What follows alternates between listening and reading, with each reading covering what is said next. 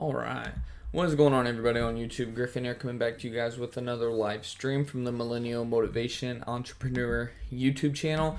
First and foremost, before we get going, of course, if you're new to the channel and joining us for the first time, definitely consider hitting the subscribe button below and hitting that bell icon right beside it. That way you'll be notified every time we go live or upload another video. Missed the middle of the week post again. That one's going to be the hardest one for me to do consistently for you guys, just because my week is so busy, as I'm sure most of your all's is too, like I've mentioned for a while. And we did it once or twice, but what I'm trying to do for you guys is come every Sunday, like we do, for about an hour, roughly 30 minutes to an hour, something like that. As the market gets ready to open up, we're about 15 minutes from open, and then try to, in the middle of the week, sometime between like Tuesday and Thursday, just do kind of like a midweek update, any trading or whatever that I've been doing. Take a look at whatever you guys are doing as well. Of course, we have our Discord group chat as well, which if you aren't in there already, the link to that's in the description box as well. If you don't know what Discord is, again, it's just a free app you can get for your phone, laptop. Of course, I just pulled it up for a brief second there. It's super easy to sign up and all that. They don't like spam you. I'm not going to spam you. I don't get any of your information. I do think you have to give them your phone number to verify you're not a robot or whatever, but get it all downloaded, create an account, hit the link in the description. It'll take you right to our group. It's totally free to join. Of course, I don't charge for anything associated with this channel at all, of course. But now we're up to about 140 members in there. We had a few of you join over the weekend, so that was awesome to see a few of you join us. But just to get right to it, so another crazy week for the markets, right? I think the S&P, I know the Dow for sure. I don't know about the S&P, but I know the Dow squeaked out an ever such tiny gain last week. I think the S&P did not. It might have. But I know either way it was pretty much an unchanged week, but it was a wild week overall. So you can see we had a high of as high as 31.37 early on. I believe this was Monday, either Monday or Tuesday of last week. And then we just kind of stayed in this range between, I would say, right around like 29.75 to 3100, pretty much for about 2 or 3 trading sessions. And then Thursday we started to slide. Right around that 3,000 level was kind of our support, 3,000 to 30.25. And then we broke it going into Friday. And then Friday we also broke another support of right around 29.42. If we look at big picture, let's even just look at the last 20 days and we'll just kind of zoom in. It's kind of hard. I got a lot of lines going on because we started kind of getting in a quote unquote kind of like an ascending wedge, so to speak, meaning that you have your resistance level, but you're making slightly higher lows over and over again. And then, of course, that wedge ended up failing. Now I need to kind of adjust it, and we need to kind of set up some new lines going into this next week. I'll go ahead and just take out a couple of these. We'll remove that one. And we will go ahead and remove that one as well. Kind of clean this up just a little bit. So as you can see, going back into late February, we had the sell-off obviously all the way down to around that 28.50 level. That support held pretty well, and then like we were mentioning, we started to make some higher highs and higher lows briefly. We topped out right around that 33, like we mentioned, 33, 37 briefly, but overall it was around, or 31, 37. But the overall resistance was right around like 33.10, 33.15 in that area. Which is where that main resistance level was, of course. As it tried to come back, you can kind of see a brief little, let's see if the 5-minute chart might make it look better. No, it doesn't. It looked much more profound on my phone. Okay, maybe it's the 4-hour chart. You can see we got kind of a double top formed right around that resistance level that we just mentioned, right around 30. I would say actually closer to about 31.05 to 31.10. Either way, we got a double top that's formed. Obviously, that led to us coming back down. It looks like we're going to possibly, if you look at the price action before the market opens up here in the next 10 minutes, looks like we are definitely going to retest. At this rate, honestly, I think we're going to retest the recent lows. Going back to that 20-day chart, I would not be surprised to see us retest that 28.50 level before we ultimately continue higher. But who knows? I mean, it's going to be a long night. And what I think is mostly driving this right now, everybody thinks it's coronavirus or creepy Joe Biden or crazy Bernie Sanders, whatever. It's none of that at this point. I've been mentioning this for a while. The price of oil. The price of oil, what have I said all along? The market's going to go as oil goes. And we called it out for a while now that if oil broke that 43 to 45 support level, that the market will not continue to go up. The market tried to go up as oil was trying to kind of find its footing, but then oil just got smacked the last couple days, and it brought the market down with it. So I do not think it's oil. I mean, I don't think it's oil. I don't think it's the coronavirus or any of that political BS going on. It is simply the fact that energy, specifically the oil market's just getting slammed. You can see oil's looking like it's going to open down right around $3 to $4 per barrel, getting into the $30 price range. I mean, it's ridiculous. The last time we seen oil this low was, I would say, back in 2014, 2015 maybe. We can try to pull up the 3-year chart here and see. So the last time we were remotely close to this was obviously back in 2018 when we hit that $42 price range. But as for like $30 to $40, hell, is before 2017. I tried pulling up the 3-year chart thinking that was going to take us back. I'm even having trouble remembering what year we're in. Let's see, let's go back 10 years and we'll just pull up the weekly chart. So the last time we were this low, how's it going? Russia having effect? Yeah, Russia and Saudi Arabia are having a little spat right now. For sure. So the last time we were right around this level was back in, like we said, 2015, and then obviously once we broke, so this is going to be a critical area to watch, kind of this $38, and you can see now it's talking about going down to $36. So I mean, if that kind of is we could definitely see oil go well under $30 before all said and done, which I do not think is going to be good for the markets overall. You guys know I've been saying that for a while now. I mean, at least the last couple weeks, roughly. Back when oil went under 50, it was around that $50 to $45 price range. I wanted it to hold 45, and at the minimum 43. Once I saw it touched right around $40, $41 on Friday, I knew there was a very good chance that this could happen. I was hoping it wouldn't, but we're here now, so oil is probably, do not be surprised to see just the oil market alone drag down the entire market worldwide, not just the U.S. market, but the overall market overall. Like, let's take a look at the Nikkei. It looks like it's gonna open up right around 2,000, so it looks like it's gonna be down roughly 300 minutes ago. We were probably gonna be a pretty ugly day. Let's pull up the 1-hour chart again. If it'll load up here. So I was hoping that maybe we were, man, mouse is super sensitive today.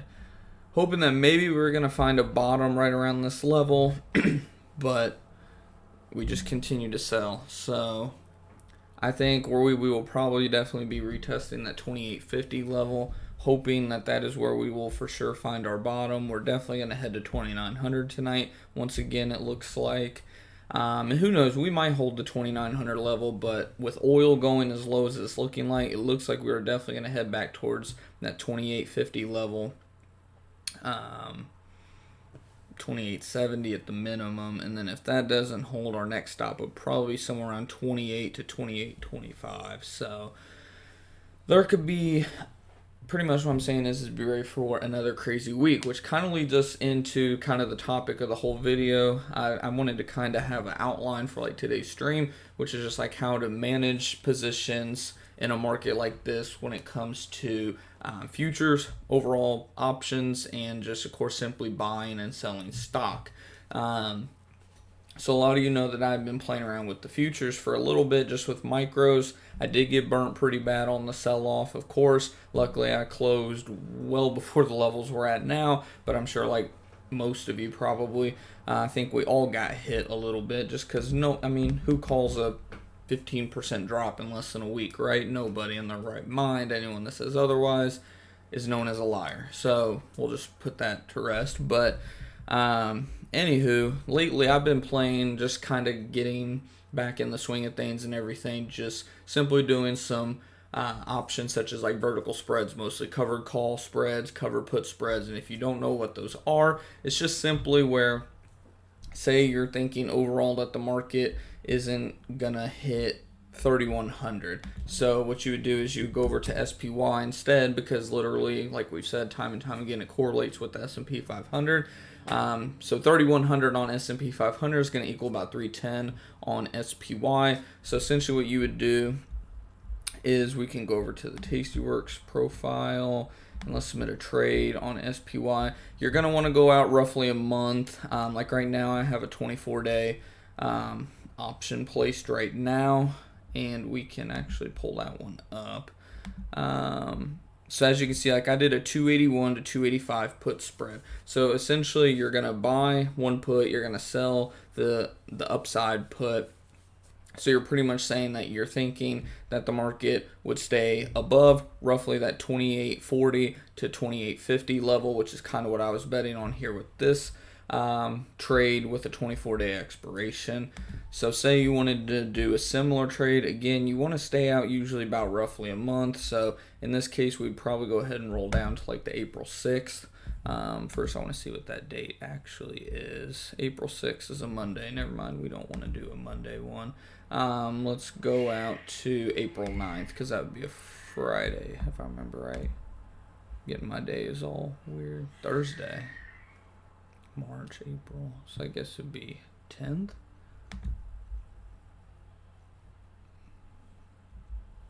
Whatever, we'll just go with April 9th. Because like I said, the whole point is just to have it right around a month. So let's say you're thinking, and by the way, if you're thinking about doing like short call spreads or short put spreads to kind of like hedge your stock positions or anything like that, which I definitely suggest in a crazy market like this where you can have up and down movements. A lot of times what you're going to want to do is you're not going to want to place a call spread when you're in a down day, because obviously when the market, when say SPY or any stock, this is just a good rule of thumb, of course, just kind of common sense, but for people that haven't traded options much before, rule of thumb is if the market's had a really big down day, that tends to be when you want to do a put spread, because that is when the whole point of doing a put credit spread is you're going to be collecting a credit. So we'll just start out with the put spread. So for example, say you had placed this trade, because these prices are going to be based on the end of the day, Friday.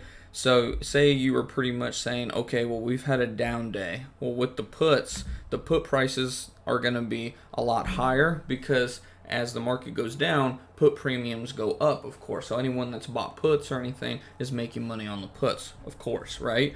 So what you'd want to do, and again, I'm not saying to do this trade at all, we're just showing you kind of a hypothetical position here. So let's just say in the next month you think SPY is going to stay above roughly 280, which would be about 2,800 on the S&P 500. If you believe that, you're going to want to pick a spread roughly about like this, somewhere between 3 to 5 points usually is a good rule of thumb. And what you're doing here is you're defining your risk and defining your max profit potential. So you can see here the potential for profit on this trade. This is based on if you held it until expiration. You have a 68% chance of the trade being profitable.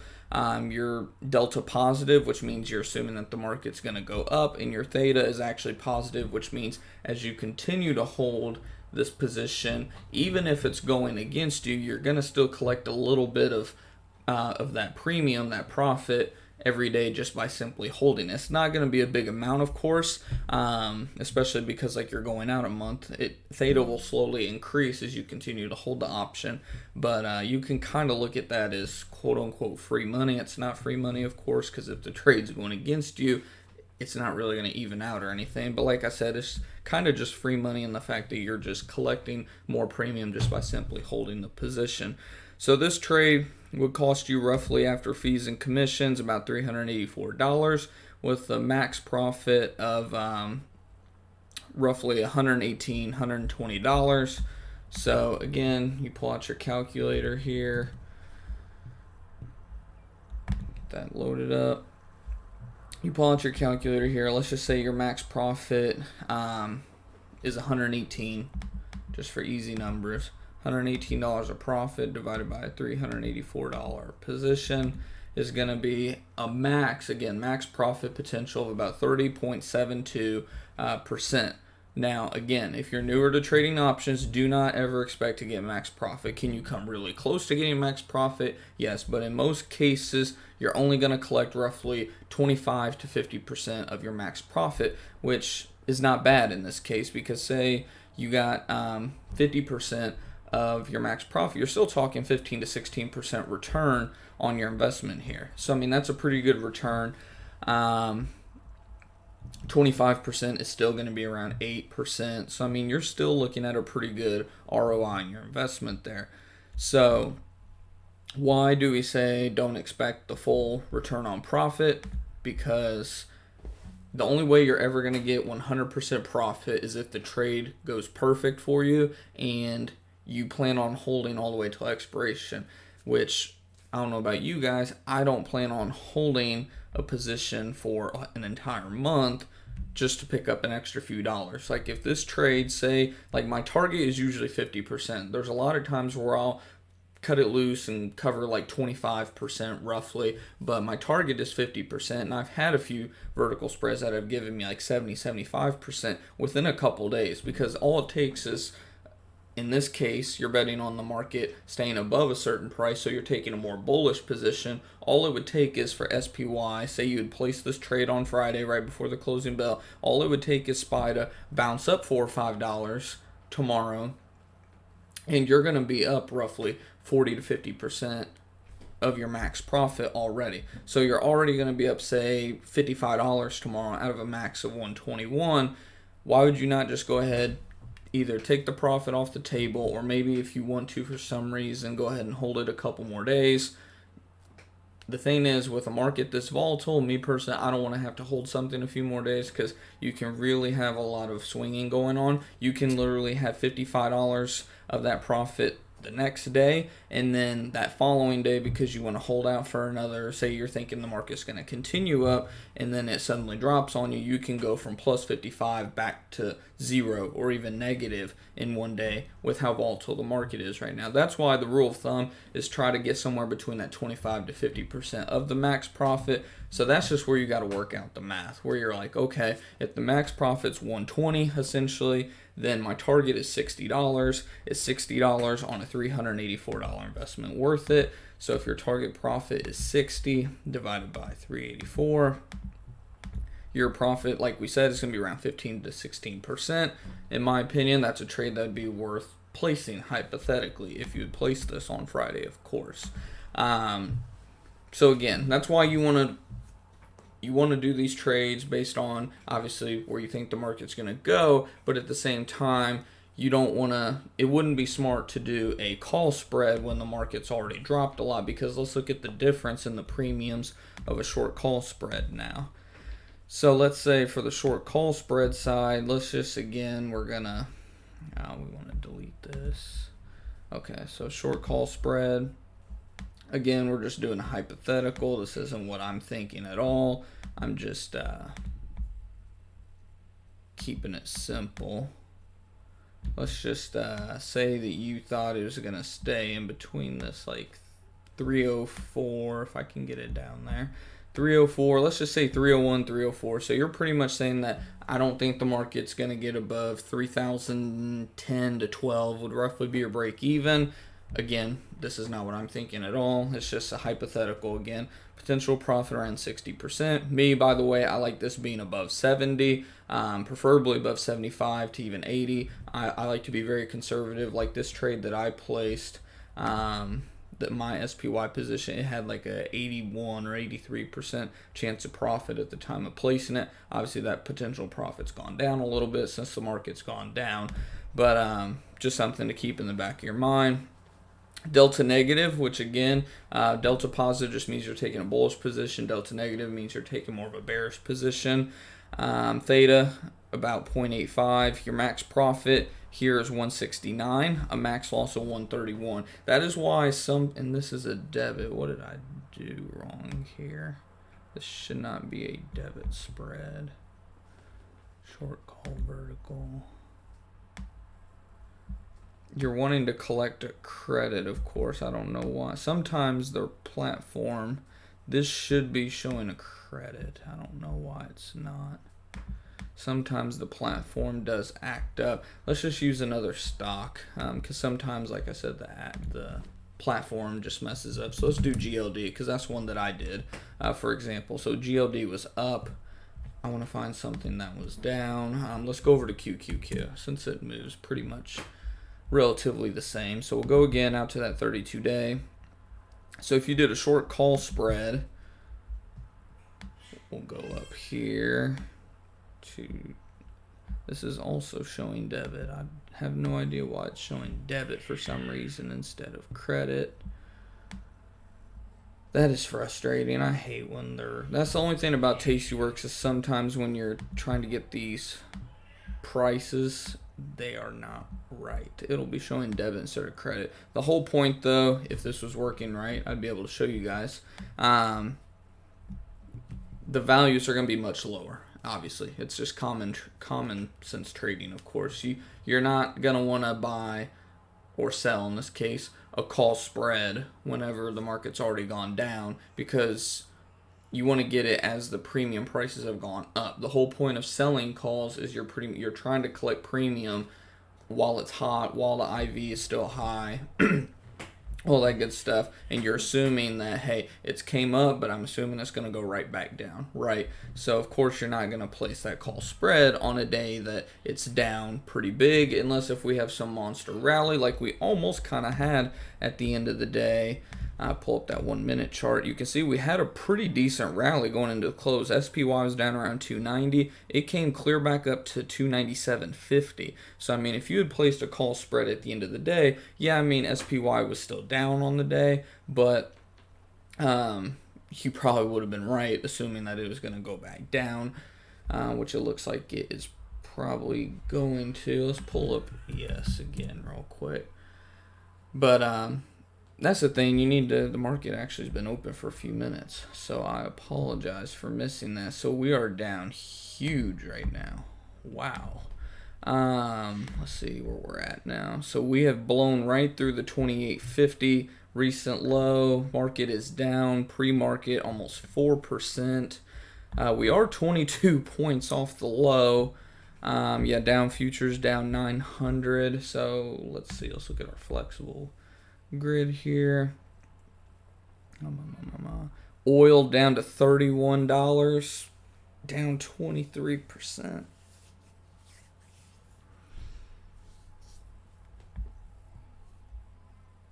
Dow futures down 1,000. That is alarming.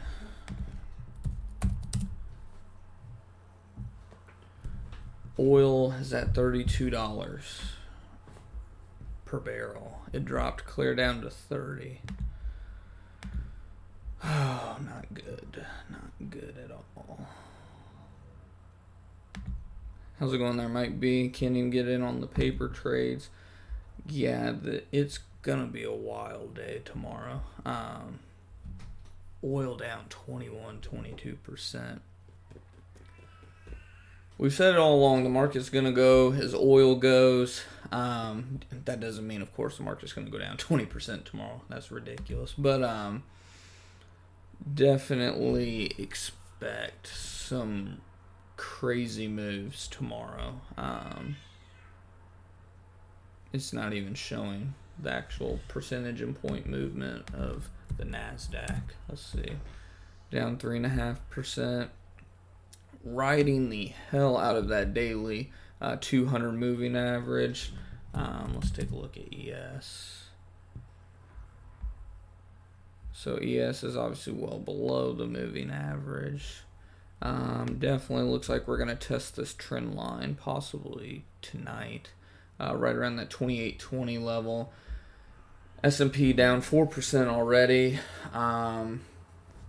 Congrats to any bears that held their positions over the weekend. You have balls, and it paid off, it looks like.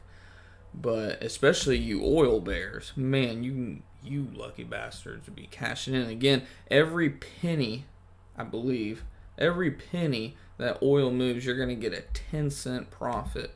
So oil has moved let's just call it 900 pennies times $10. It's a $9,000 profit if you had shorted oil.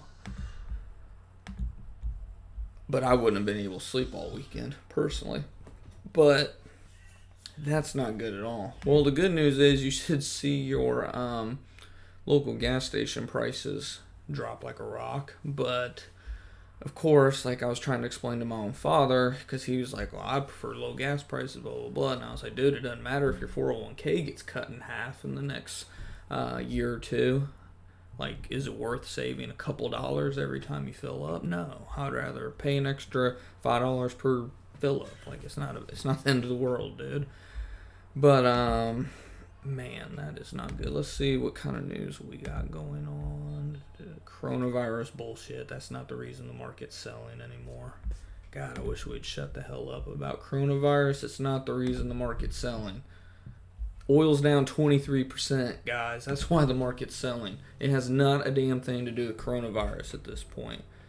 The news media is just ridiculous, man. They're so damn clueless. So, S&P still off the lows, but I expect it to fill. Let's see, pull up that 4-hour chart. 4-hour chart just touched oversold. So, I mean, we could definitely take another leg down. What are we down now from the highs? We're down like close to 500 points from the lows. Let's assume we just fill the gap and touch at some point 28.17, or what would that be?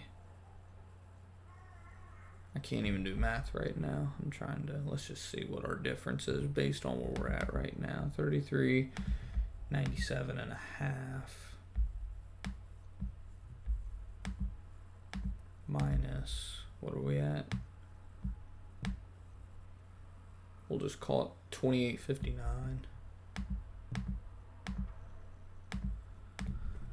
So we're off 538 points to be exact. Divided by where we started, 33.97.5. Down, so man, it feels a lot worse. It's because we're so used to, like, even the move from 2018. I think we only dropped like 400 to 500 points total on that entire down move. But that was also when the same was at like 3,000. We've come clear up to almost 3,400. So of course it's going to feel worse because we're losing more points. But percentage-wise, this is still not even close to the drop of 2018. That drop came down to like 22-23%. So if we have a drop like that again, I mean, we got a long way to go. If we keep dropping like that, it's another 7%. Which 7% doesn't seem like nothing in this market right now, which has been swinging by 2 to 5% almost every day the last 2 weeks, it seems. I mean, I think our lightest day was like a 1% move. So we have had a crazy last couple of weeks, to say the least. Man, I just can't get over oil. Man, that is just hideous. But, yeah, the stuff that I'm in personally, I did buy one share of Amazon. I don't know if you guys seen that in my portfolio earlier on Tastyworks. We can just pull that up. I did buy some shares of American Airlines. A little bit of risk, 20 shares, which is why I'm 20 Delta positive over there. Like I said, one share of Amazon, which these I plan on holding for a while. These are kind of my longer term. I don't care if I got to hold these 2-3 months. A lot of what you're probably wondering, how'd you buy Amazon, dude? It's margin, right? Because you get double, essentially, like you're buying power, essentially. So I only had to put up like $960. I got in at $19.20. Not a great price, hindsight. I should have held for 19. My gut told me to, but I didn't. Shocker. But I plan on holding these for a while. American Airlines, why did I buy that? Because I was wanting to buy airlines, and when we take a look at American Airlines, it has pretty much got cut in half just in the last 20 days. Literally cut over in half now, down to $14, like I was mentioning in our Discord group chat. You look at American Airlines, you think we're in a recession, down 50-60% in less than 20 days. I mean, that is crazy. That's an average of a 3 to 4%, not quite 4, but about 3% loss per day that American Airlines has taken. So like I said, I plan on holding those two, Amazon and American Airlines. I do plan on holding for a while. Obviously, in a perfect world, I would sell them this week for 10% profit and move on to the next trade. But those are kind of my more so longer term trades. And then, of course, my actual trades that I plan on closing within the next like week or two is my gold call spread, which I might have to roll because gold is obviously going to go up, one would assume, with half a brain cell. Shocker, up to 1700 now. So yeah, gold, my GOD position is going to be down a little bit tomorrow. SPY position is going to be down a little bit. A little bit's an understatement. Might have to roll both of those positions. If you don't know what I mean by rolling, get in our Discord group chat because I'll kind of update you guys. I always put screenshots of everything as I do it. Try to explain it the best that I can. Pretty much, if you don't know what rolling is, what you're doing is, I might even be able to. Let me see if I can possibly do that here. So we'll try to do quick roll. So what you do is you're rolling to a further expiration date. And so like right here, right now, this would be a debit. So no, that's not a good example. So what you're doing with a roll is you're taking your same position essentially, and you're rolling it to a future expiration. You want to do this when the option is close to hitting that strike price. So if SPY opens around 285 tomorrow, say 285, 286, somewhere in that range, or at any point tomorrow, it's around 285, 286, I would want to roll that to a future date down the road. I'm buying myself more time, but I'm collecting more premium, so it's reducing my cost basis and you're collecting more premium. You only want to do, in my opinion, you only want to do this whenever you're going to be able to collect a credit. If you're doing it and it's going to be a debit, then there's really no point. You're essentially fighting a losing trade, where when you're collecting credit, you're adding more profit, you're cutting your max loss by a little bit because you're collecting that more credit,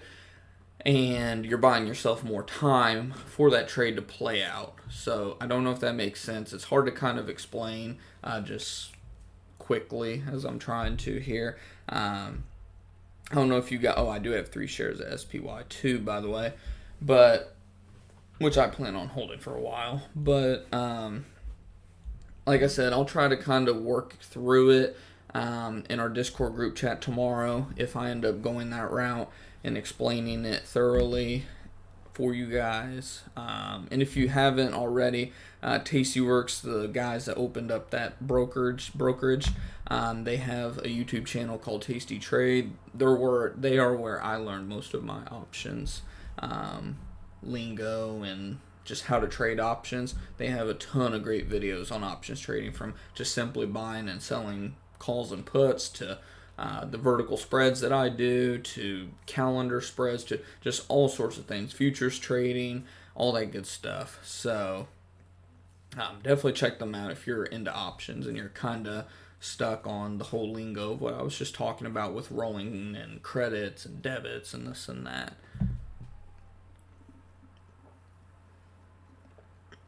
$401k, yeah.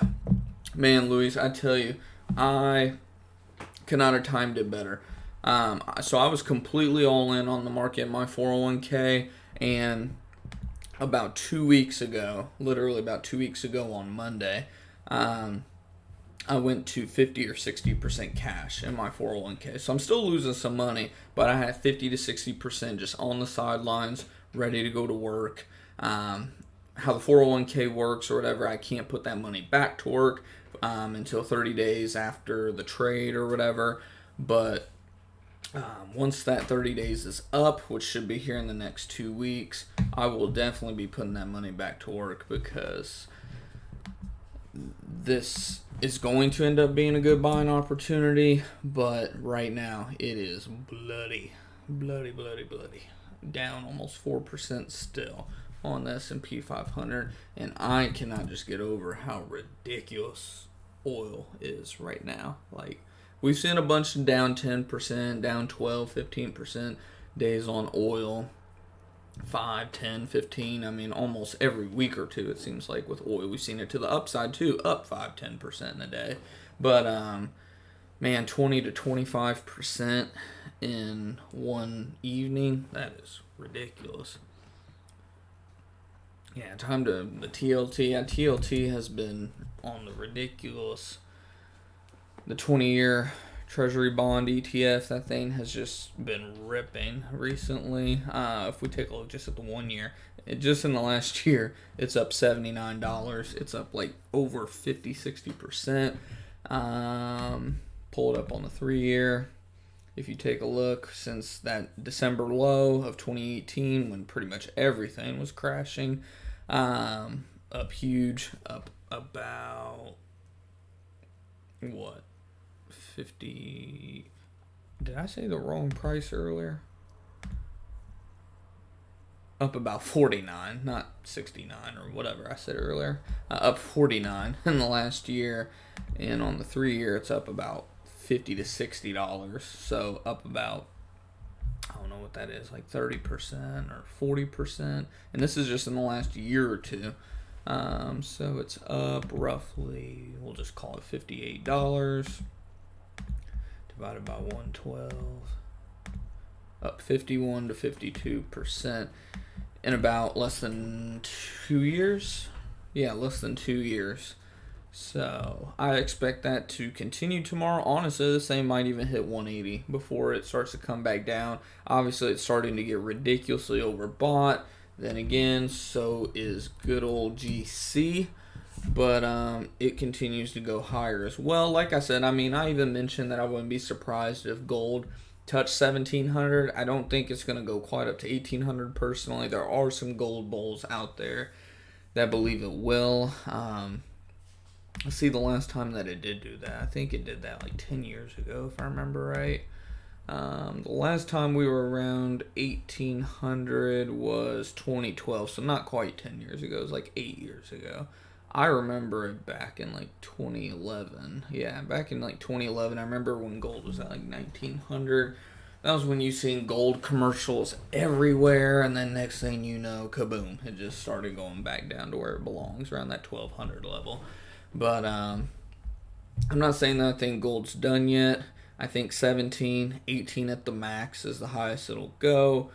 Then you'll see it go back down to where it belongs, which is around that $1,100 to $1,300 price range. Long term oil, gold is just, it's not a great investment. I mean, you hear a lot of people say that you should have some gold in your portfolio, but I mean, I don't know. I mean, I guess it has gone up in the last 20 years, but I mean, look at it pretty much from 2010 till now, it's just kind of been in the same range. I mean, I guess if you bought it and hold it for months, if you timed it right and bought it near lows and held it, then you made some money. But I don't know. I don't see it as a great investment. Maybe as a hedge, if nothing else. But I wouldn't say a great investment. But I do think TLT has a little bit more room to run. As long as the market continues to go to shit, TLT will keep going up, of course. So crazy times right now. Definitely play it safe. That is all I can tell you guys right now. Because oil, I've been saying it, the market's going to go as oil goes. And sure enough, the Saudis and Russia are playing, I'm going to keep it civil, playing games. We'll just keep it as PG as possible. So, yeah, it looks like at least temporarily we have found kind of a little bit of a bottom, a support level, so to speak. Like we said, right around that 2850 level. It's going to be very interesting. I'm probably going to set some alerts, actually, just to see if we end up breaking this or not. I'm not going to watch it a lot tonight just because I don't want to give myself any useless anxiety. But I'm going to just set some alerts just in case if any of this stuff does happen. I'll be notified so I can take a look. But again, it's a scalper's dream right now. I would not be trading futures or anything at the moment. I would kind of, again, let it kind of find out what direction it wants to go, because now we're kind of in a new trading range. 28.75 to 28.20 is going to be our new trading range for now, be it until it breaks to the upside or downside. So I would, man, we might even set this alert off soon.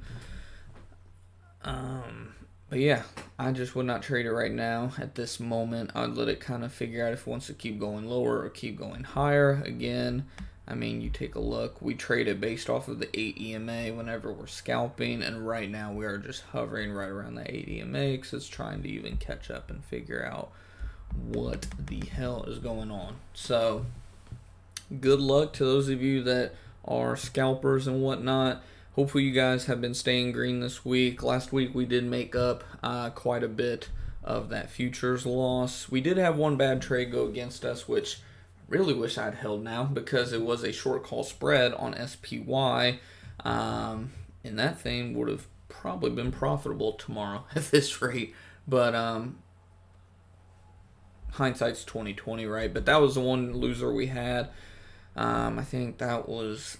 Honestly, I think it was about $100 loss on that trade. I think I posted it in Discord if I remember right. But all of our other trades made up for that and then some. Like I said, we cut out quite a bit of the losses overall that we had from that tragic long that we had on MES back about 2 weeks ago when the market started tanking, just slowly but surely chopping back. $20 here, $40 there, $70 here, $15. Just everything starts to add up. That's why I like the vertical spreads, because even though your profits aren't going to be large, as long as you hold it for a few days, usually ends up becoming profitable after roughly a week or so at the most. Usually most of these vertical spreads I hold, on average, it's been about a 3 to 4 day hold.